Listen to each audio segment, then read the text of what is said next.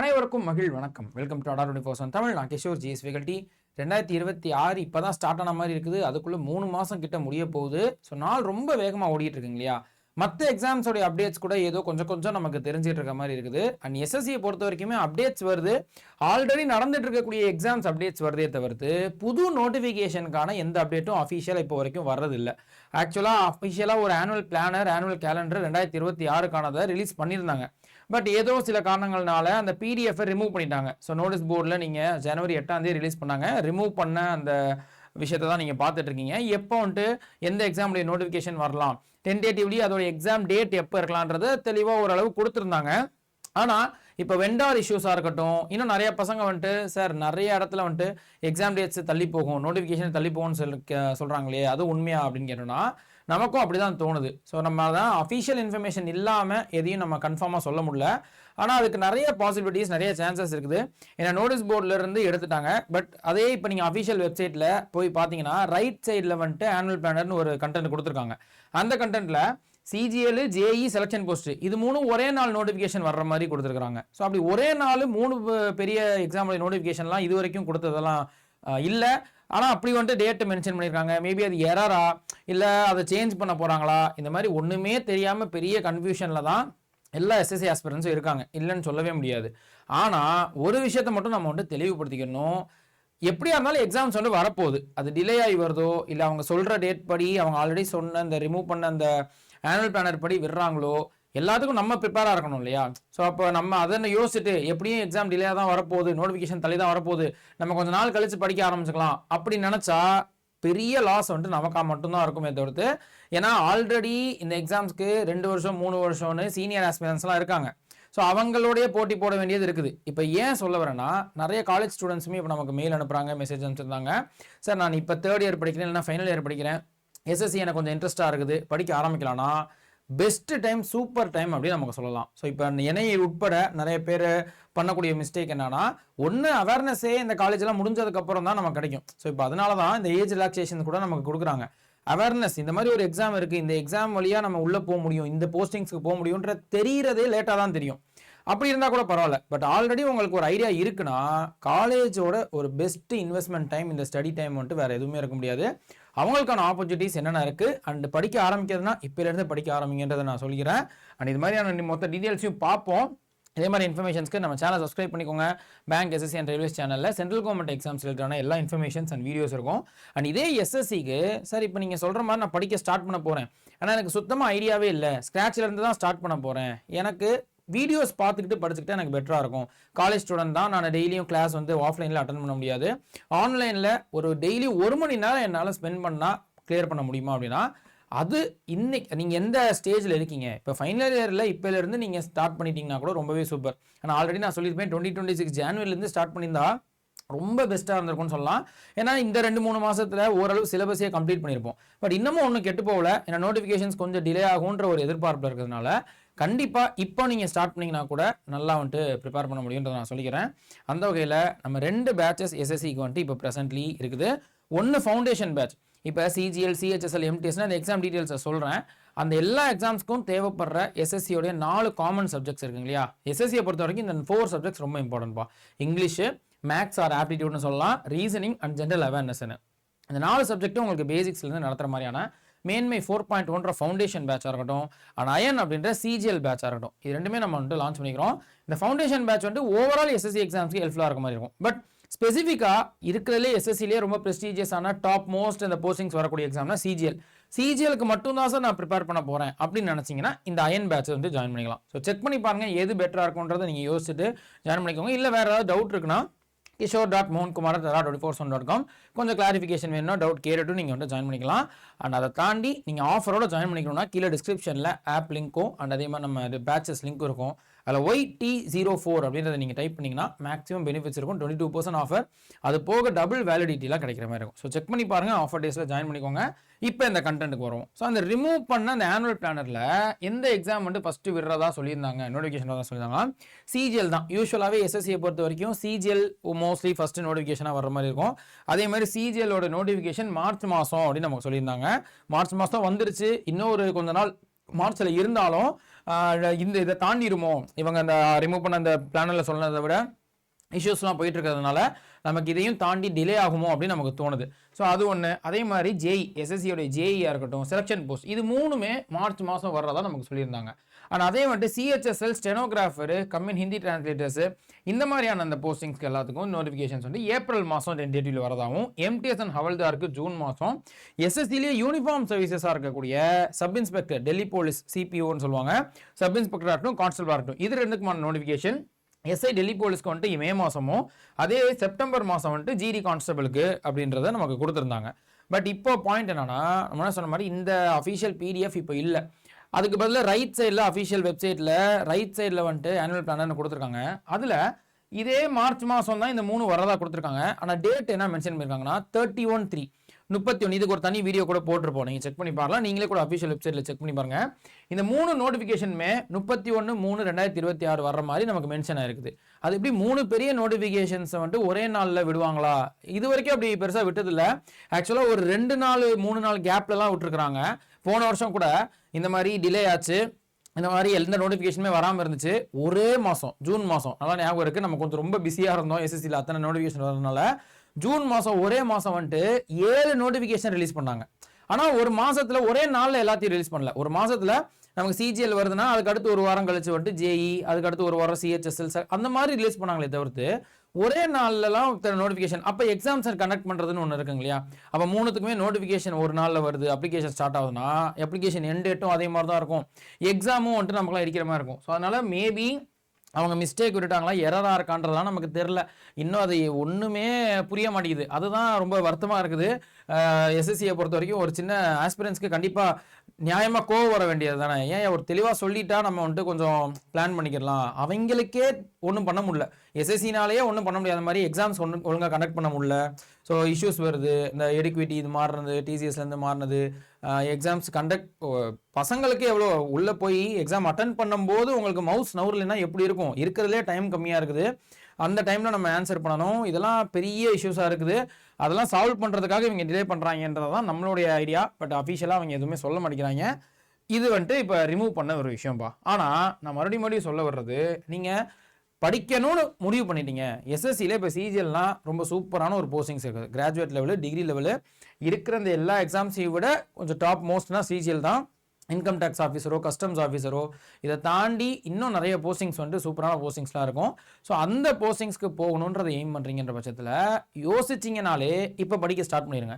Notification வருது, எப்போ வரும் வரல அதை பற்றி யோசிக்க வேணாம் அப்படின்னு சொல்கிறேன்.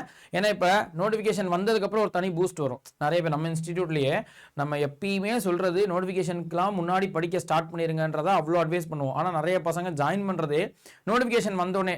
ஒரு வகையில் அவங்க சைடும் பெருசாக இது சொல்லிட முடியாது. ஏன்னா அப்போ தான் அவங்களுக்கு அவேர்னஸே வரும். ஒரு நோட்டிஃபிகேஷன் வந்ததுக்கப்புறம் தான் இந்த மாதிரி பெரிய எக்ஸாம் வருதான், அதுக்கு எல்லாருமே ட்ரை பண்ணலான்னு சொல்லிட்டு அப்போ தான் வரும். ஆனால் என்ன, நமக்கும் கொஞ்சம் கஷ்டமாயிரும் சிலபஸ் முடிக்க. யூஸ்வலாக எஸ்எஸ்சியை பொறுத்த வரைக்கும் நோட்டிஃபிகேஷன் வந்த ஒரு 1.5 மாதம் 2 மாதத்துக்குள்ளே எக்ஸாம்ஸ் வந்து ஃபஸ்ட் ஸ்டேஜ் எக்ஸாம்ஸ் வர மாதிரி இருக்கும். இப்போ சிஜிஎல், சிஹெச்எஸ் இதுக்கெல்லாம் 2 ஸ்டேஜ் எக்ஸாம், 2 டயர் இருக்குன்னு வச்சுக்கோங்களேன். டயர் 1 வந்துட்டு இப்போ மார்ச் மாதம், இங்கே பாருங்கள் இதுவங்களே அதான் சொல்லியிருக்காங்க, மார்ச் மாதம் நோட்டிஃபிகேஷன் வருதுன்னா மேலேயோ ஜூன்லேயோ எக்ஸாம் இருக்கிற மாதிரி இருக்கும். ஸோ ஒரு 2 மாதம் தான், 2 மாதத்தில் எக்ஸாம் வந்துடும். அப்போ நீங்கள் நோட்டிஃபிகேஷன் வந்ததுக்கப்புறம் ஃப்ரெஷ்ஷாக ஸ்டார்ட் பண்ணுறோம் அப்படின்னு நம்ம மைண்டில் இருந்தோம்னா 2 மாதத்தில் அவ்வளோ படிக்க வேண்டியது இருக்கே அப்படின்னு ரொம்ப திணற ஆரம்பிச்சிருவோம். ஸோ அதனால் எஸ்எஸ்சி படிக்கிற ஐடியா இருந்துச்சுனாலே early start is best start. எவ்வளோ சீக்கிரமாக படிக்க ஸ்டார்ட் பண்ணுமோ அவ்வளோக்கு நல்லது. ஏன்னா நான் சொல்லிக்கிறேன், அந்த வகையில் இந்த ஒவ்வொரு எக்ஸாம்ஸோடைய டீட்டெயில்ஸை சின்னதாக நான் சொல்லிடுறேன். ஏன்னா அதுக்கேற்ற மாதிரி நீங்கள் வந்துட்டு பிளான் பண்ணிக்கலாம் இல்லையா. ஸோ சிஜிஎல் அப்படின்றது ரொம்ப மோஸ்ட் இம்பார்ட்டன்ட். இப்போ நம்ம சொன்ன மாதிரி combine graduate level exam any degree படிச்சிருந்தா போதும். So bachelors degree any degree படிச்சிருந்தா போதும். Final year students eligible. So இதை தான் நான் வந்துட்டு இன்னொரு முக்கியமான பாயிண்டாக சொல்ல வரேன். இந்த வீடியோ போடுறது ஃபைனல் இயர் ஸ்டூடெண்ட்ஸ்க்காக தான் இருக்கும் இல்லையா. Final year students CGL exam attend பண்ண முடியும். ஆனால் என்ன, அரியர் வைக்காமல் கொஞ்சம் கிளியர் பண்ணிடணும் நமக்கு டிவிக்குள்ளே. ஸோ ஏன்னா 2 ஸ்டேஜ் எக்ஸாமே ஃபஸ்ட்டு டயர் எக்ஸாமே நமக்கு ஜூன் ஜூலைக்கு மேலே தான் வருது, ஜூலைலாம் வருதுன்னு வச்சுக்கோங்களேன். அதுக்கு அடுத்து டயர் 2, அதுக்கு அடுத்து டிவி இருக்கும். அதுக்குள்ளே உங்களுக்கு கண்டிப்பாக டிகிரி சர்டிஃபிகேட் வந்துடும். ஸோ நீங்கள் அரியர் வைக்காமல் கிளியர் பண்ணுறீங்க அப்படின்னா ஃபைனல் இயர் ஸ்டூடெண்ட்ஸ் தாராளமாக அட்டன் பண்ணலாம். அதை விட ஒரு பெஸ்ட் ஆப்ஷன்ஸ் இருக்கவே முடியாது. அதோட ஒரு சூப்பரான ஒரு விஷயம். ஏன்னா எவ்வளோ ஏர்லியராக, ஸோ சின்ன வயசுலேயே உள்ள சர்வீஸ்குள்ளே போயிட்டோம்னா இதெல்லாம் நம்ம இப்போ ஃபீல் பண்ணிட்டு இருக்க விஷயமா இருக்கும். நம்மளும் ட்ரை பண்ணிட்டு இருக்கோம், பார்ப்போம் எனக்கு நல்லா நடக்குதான்னு. ஆனால் என்ன, ஏஜ் கம்மியாக இருக்கும்போது சர்வீஸ்குள்ளே போயிட்டோம்னா அது ரொம்ப சூப்பராக இருக்கும்னு சொல்லலாம். ஸோ அது நிறைய பெர்க்ஸ் அண்ட் பெனிஃபிட்ஸ் இருக்கும். அதை தவற விட்றாதீங்க. இப்போலேருந்தே கொஞ்சம் பெட்டராக நீங்கள் படிக்கிறதுனா தாராளமாக வந்து ப்ரிப்பேர் பண்ண ஸ்டார்ட் பண்ணிடுங்க. ஃபைனல் இயர் ஸ்டூடெண்ட்ஸ் அட்டன் பண்ணலாம். ஆனால் அதுலேயே any bachelor degree any degree ஓகேவா சார்னா நம்ம எனி டிகிரி ஓகே, பிஎஸ்சியாக இருக்கட்டும், பிஏவாக இருக்கட்டும், பிஇஆர் இருக்கட்டும், எனி டிகிரி எந்த டிகிரினாலும் ஓகே. ஒரு சில போஸ்ட்டில் மட்டும் கிராஜுவேட் லெவலில் சிஜிஎல்ல ஒரு சில போஸ்ட்டுக்கு மட்டும் ஸ்டாட்டிஸ்டிக்ஸ் நீங்கள் சப்ஜெக்டாக படிச்சிருக்கணும், காமர்ஸ் சப்ஜெக்டாக படிச்சிருக்கணும், ஒரு சில போஸ்ட்டுக்கு மட்டும் தான் இருக்கும். மீதி 90% மேலே நிறைய போஸ்ட்டுக்கு எனி டிகிரி போதும்.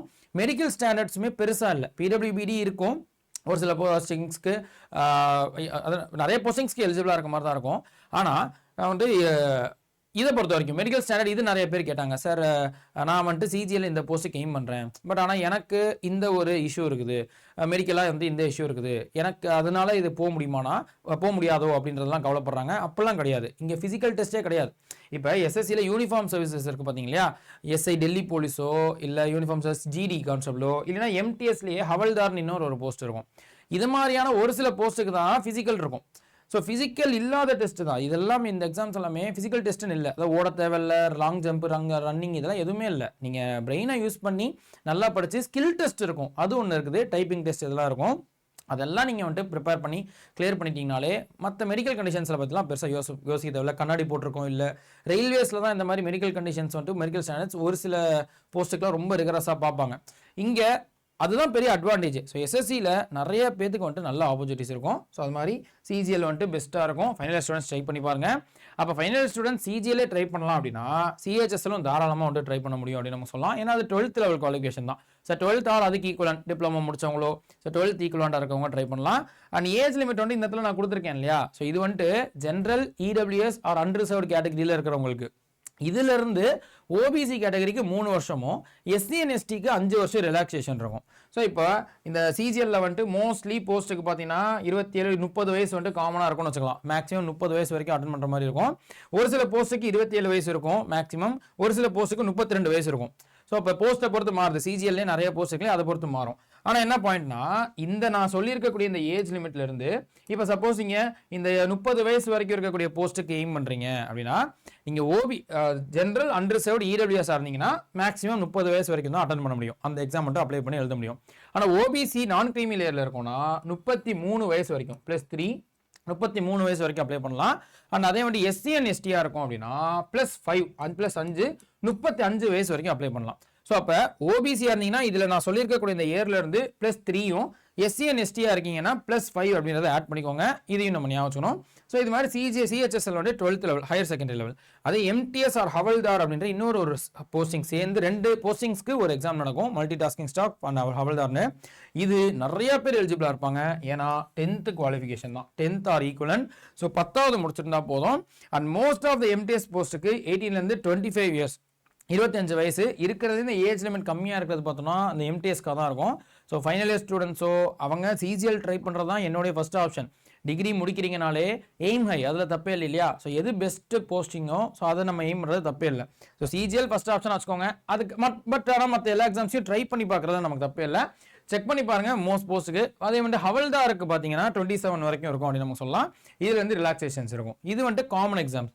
எஸ்எஸ்சியில் இப்போ ஒரு டிகிரி முடிச்சிருந்தாலே போதும், 12th முடிச்சிருந்தாலே போதும்ன்றது இல்லையா, அந்த மாதிரி காமன் எக்ஸாம்ஸ். ஆனால் ஒரு சில எக்ஸாம்ஸ் எஸ்எஸ்சியில் நமக்கு ஸ்பெஷல் டிகிரியோ இல்லை ஸ்பெஷல் எஜுகேஷனல் குவாலிஃபிகேஷன் இருக்கும். ஃபார் எக்ஸாம்பிள் இப்போ எஸ்எஸ்சி ஜேஇ எடுத்துக்கிட்டோம், பேர்லேயே எடுத்து பார்த்தீங்கன்னா ஜூனியர் இன்ஜினியர்ன்றதுனால இன்ஜினியரிங் டிகிரி முடிச்சிருக்கணும். இப்போ சிஜிஎல்ல வந்துட்டு எனி டிகிரி பிஎஸ்சியோ பிஏஓ எது வேணாலும் முடிச்சிருக்கலாம்.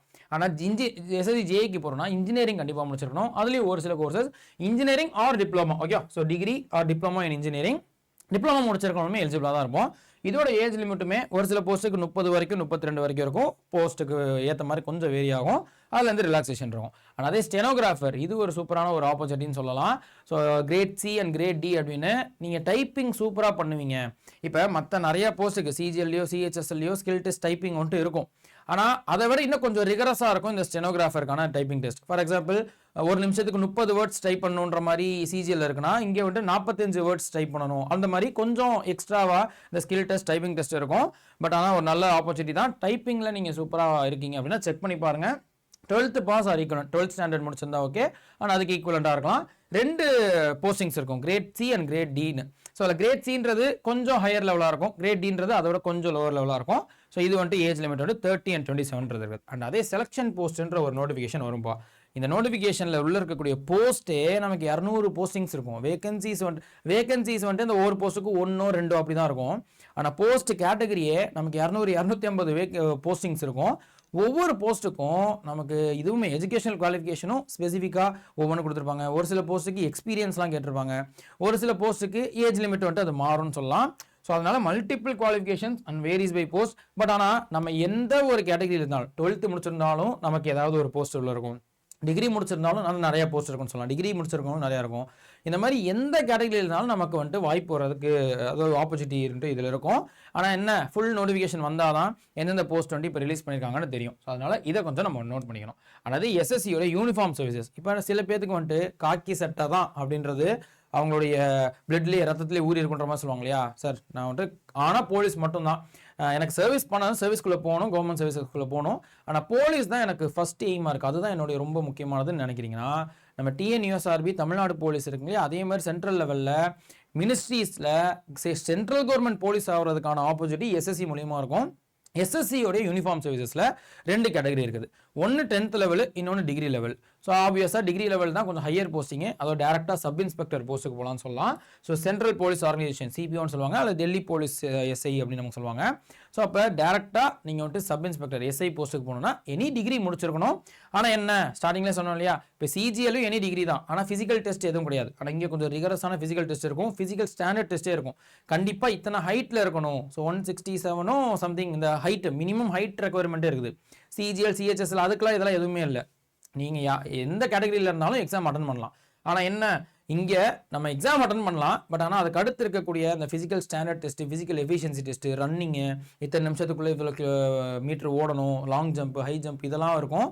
அதுக்கு நம்ம ரெடியாக இருக்கோம்னா இதுக்கு தாராளமாக ட்ரை பண்ணலாம். சூப்பரான ஒரு ஆப்பர்ச்சுனிட்டி. நமக்கு வந்து எஸ்ஐ வந்துட்டு டிகிரி லெவலு, அதே வந்துட்டு ஜிடி கான்ஸ்டபிள் ஜென்ரல் டியூட்டி கான்ஸ்டபிள்னு சொல்லுவாங்க, அது 10th லெவல். ஸோ ஆக மொத்தம் இது எல்லாமே நமக்கு எஸ்எஸ்சியில் இருக்கக்கூடிய ஆப்பர்ச்சுனிட்டி. ஸோ சூப்பர் ஆப்பர்ச்சுனிட்டிஸ் இருக்குது. சரி சார் இவ்வளோ விஷயங்கள் சொல்கிறீங்க, இதுக்கு நான் என்ன தான் படிக்கணும் அப்படின்றதுக்கு தான் இப்போ வரோன்னு வச்சுக்கோங்களேன்.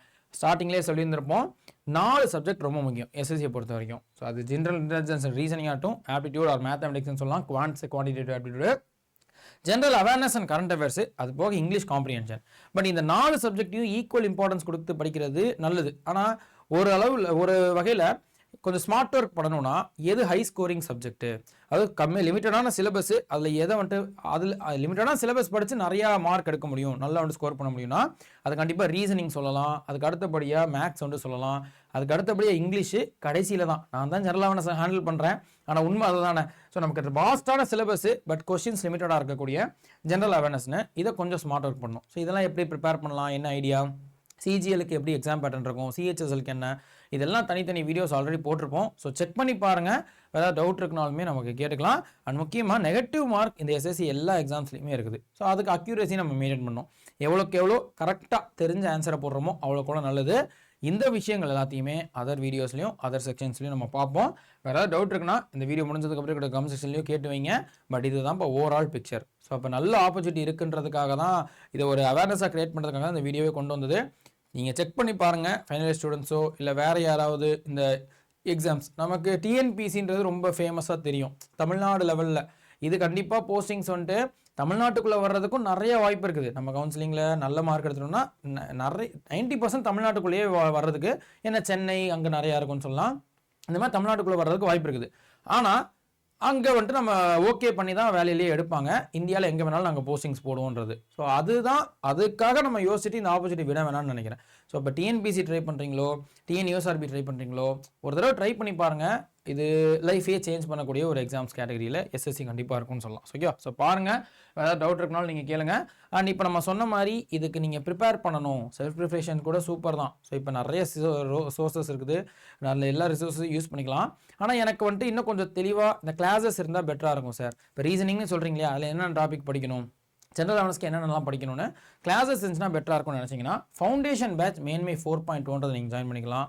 அல்ல நான் வந்துட்டு சிஜிஎல் மட்டும் நீங்கள் படிக்க போகிறேன்னா அயன் அப்படின்ற சிஜிஎல் பேட்சை ஜாயின் பண்ணிக்கலாம்.